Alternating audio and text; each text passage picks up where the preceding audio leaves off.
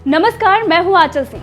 कांग्रेस को अपनी प्रॉब्लम्स को ठीक करने के लिए मुझसे ज्यादा लीडरशिप और सामूहिक इच्छा शक्ति की जरूरत है। कांग्रेस पार्टी में शामिल होने के प्रस्ताव को खारिज करते हुए चुनावी रणनीतिकार प्रशांत किशोर का ये तंज कांग्रेस, राहुल गांधी और उनके करीबियों को हकीकत समझाने के लिए काफी है, क्योंकि एक साल के अंदर ऐसा दूसरी बार हो रहा है जब कांग्रेस और प्रशांत किशोर के बीच बात बनते बनते टूट गई है। इसकी बड़ी वजह राहुल गांधी पर दिए गए प्रशांत किशोर के बयान माने जा रहे हैं। वहीं प्रशांत किशोर को लेकर राहुल गांधी के साथ सोनिया गांधी में भी विश्वास का अभाव है।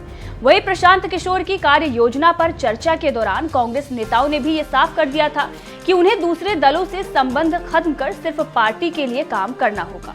कांग्रेस पार्टी के एक वरिष्ठ नेता ने इस पर बात करते हुए ये बताया कि प्रशांत किशोर कांग्रेस को भरोसे में लिए बगैर टीआरएस से बात करने के लिए हैदराबाद चले गए और उनकी कंपनी से चुनाव प्रचार का समझौता भी कर लिया। कांग्रेस पार्टी के एक वरिष्ठ नेता के अनुसार प्रशांत किशोर से मुलाकात के बाद टीआरएस नेता केटी रामाराव के बयान ने ही प्रशांत किशोर के खिलाफ कांग्रेस में माहौल बना दिया था।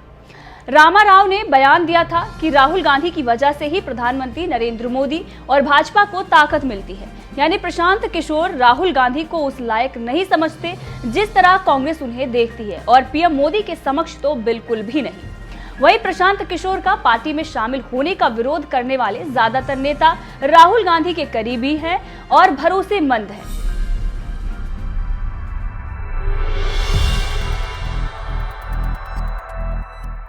कांग्रेस के कई नेताओं का यह भी दावा है कि प्रशांत किशोर को लेकर गांधी परिवार में भी एक राय नहीं थी। राहुल गांधी प्रशांत किशोर को लेकर सहज नहीं हैं और इसी वजह से वो सिर्फ एक बैठक में ही शामिल हुए।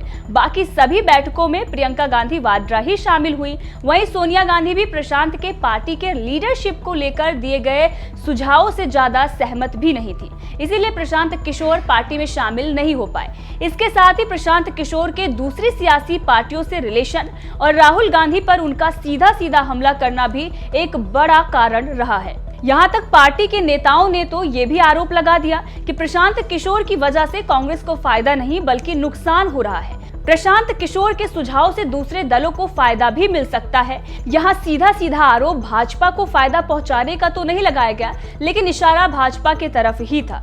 अब आपको बता देते हैं कि कब प्रशांत किशोर ने कांग्रेस और राहुल गांधी पर निशाना साधा है। कांग्रेस के खिलाफ प्रशांत किशोर के ट्वीट्स की बात करें तो 8 अक्टूबर 2021 लखीमपुर खीरी की घटना के बाद पीके ने कांग्रेस पर ही हमला बोल दिया था। उन्होंने ट्वीट करते हुए कहा था कि जिन लोगों को लगता है कि लखीमपुर कांड के कारण कांग्रेस की अगुवाई में विपक्ष की त्वरित वापसी होगी, वो गलत फहमी में है। प्रशांत किशोर ने यह भी बताया था कि दुर्भाग्य से कांग्रेस की गहरी समस्या का कोई तत्कालिक समाधान नहीं है। पीके ने कांग्रेस का नाम लेने की बजाय उसे जीओपी यानी ग्रैंड ओल्ड पार्टी उस वक्त कहा था।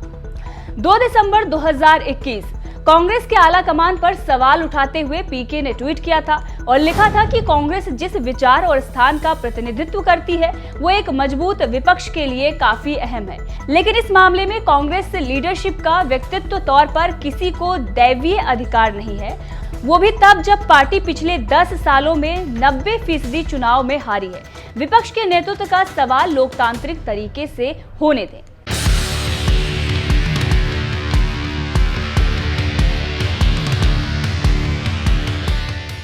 वहीं राहुल गांधी पर भी कई बार पीके ने निशाना साधा था।